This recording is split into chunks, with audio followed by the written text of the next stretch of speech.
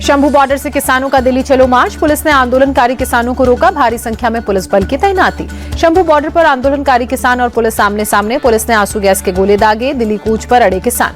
आंसू गैस के गोलों का असर कम करने के लिए शंभू बॉर्डर पर किसानों ने भिगोए जूट के बोरे, धुएं से बचने के लिए वाटर टैंक भी किए खड़े। किसान नेता सरवन सिंह पंढेर का पंजाब सरकार पर अटैक, बोले केंद्र सरकार से मिली हुई है मान सरकार, केंद्र से बाद में, पहले पंजाब सरकार से निपटेंगे।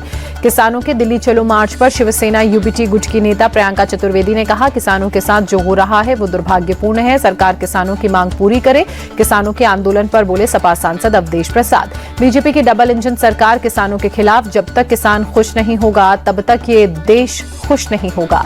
महाराष्ट्र के लातूर में 103 किसानों की पुश्तैनी जमीन पर वक्फ बोर्ड ने किया दावा, किसानों को भेजा नोटिस, किसानों में डर का माहौल। किसानों की जमीन पर वक्फ बोर्ड के दावे पर बीजेपी नेता योगेश सागर ने कहा, ये तत्कालीन कांग्रेस सरकार का पाप है, वक्फ बोर्ड को अतिरिक्त शक्तियां देकर उन्होंने ये पाप किया। लातूर में किसानों की जमीन पर वक्फ बोर्ड के दावे पर महाराष्ट्र बीजेपी अध्यक्ष बावनकुले ने कहा, सरकार इस मामले में तुरंत कार्रवाई करे, वक्फ बोर्ड की बदमाशी बंद हो, मामले की जांच हो और किसानों को इंसाफ मिले। बांग्लादेश में हिंदुओं पर हो रहे अत्याचार के खिलाफ गाजियाबाद में आक्रोश सभा का आयोजन, बड़ी संख्या में हिंदू समाज के लोग जुटे, नोएडा में भी हिंदुओं ने किया प्रदर्शन। महाराष्ट्र में विपक्षी विधायकों के शपथ ग्रहण के बहिष्कार पर शिवसेना नेता उदय सामंत ने कहा कि दोनों पक्षों की राजनीति है, कल बहिष्कार किया और आज शपथ ले रहे हैं, जनता ये जानती है, इसलिए इन्होंने महायुति को जनादेश दिया। महाराष्ट्र बीजेपी नेता राहुल नार्वेकर ने विधानसभा अध्यक्ष पद के लिए नॉमिनेशन फाइल किया, कल होगा चुनाव। नामांकन के दौरान सीएम फडणवीस और दोनों डिप्टी सीएम रहेंगे मौजूद। सोलापुर पहुंचे शरद पवार, मरकरवाड़ी गांव में ईवीएम विरोधी कार्यक्रम में हिस्सा लिया, बोले इस चुनाव में लोगों को चुनाव प्रक्रिया का संदेह हुआ, कुछ परिणामों ने जनता के मन में संदेह पैदा किया। मुंबई में महाविकास अघाड़ी नेताओं की मीटिंग, आदित्य ठाकरे, नाना पटोले समेत कई नेता मौजूद रहे। ममता बनर्जी के नेतृत्व वाले बयान पर तेजस्वी यादव ने कहा, इस मामले में वहां गठबंधन सामूहिक रूप से निर्णय लेगा, अभी नाम के बारे में विचार किया जा रहा है। ममता बनर्जी के बयान पर आरजेडी नेता मृत्युंजय तिवारी ने कहा, इंडी गठबंधन में कोई विवाद नहीं, वो गठबंधन की एक मजबूत कड़ी है।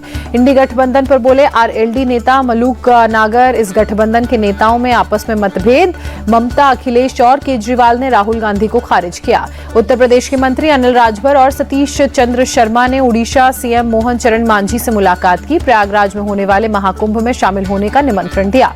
निमंत्रण में सीएम योगी की ओर से पवित्र गंगाजल से भरा शुभ कलश दिया, कार्यक्रम का लोगो भी भेंट किया। बीपीएससी अभ्यर्थियों पर हुए लाठीचार्ज को लेकर तेजस्वी यादव ने नीतीश सरकार को घेरा, बोले बिहार में लाठी डंडे वाली सरकार, सीएम नीतीश होश में नहीं है, वे बिहार चला नहीं पा रहे हैं।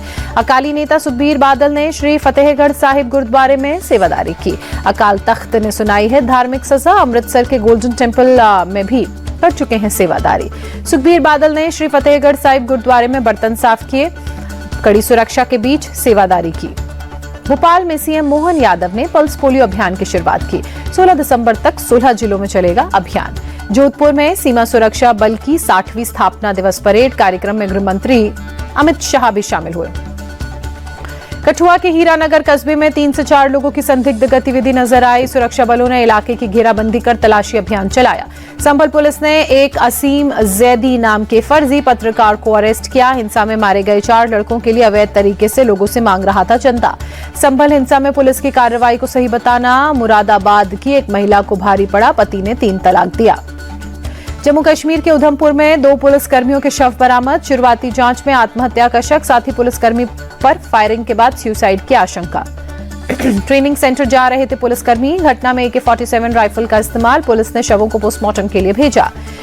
रुद्रप्रयाग पहुंचे सीएम पुष्कर सिंह धामी, बाबा केदारनाथ के शीतकालीन निवास ओंकारेश्वर मंदिर में की पूजा अर्चना। सीरिया में जारी हिंसा को लेकर भारत सरकार ने सतर्क किया, भारतीयों से सीरिया की यात्रा न करने और सीरिया में रहने वाले भारतीयों को सावधानी बरतने की सलाह। एडिलेड टेस्ट में भारत की शर्मनाक हार, ऑस्ट्रेलिया ने 10 विकेट से दूसरा टेस्ट मैच जीता, 5 मैचों की सीरीज में 1-1 की बराबरी पर अभी दोनों टीमें।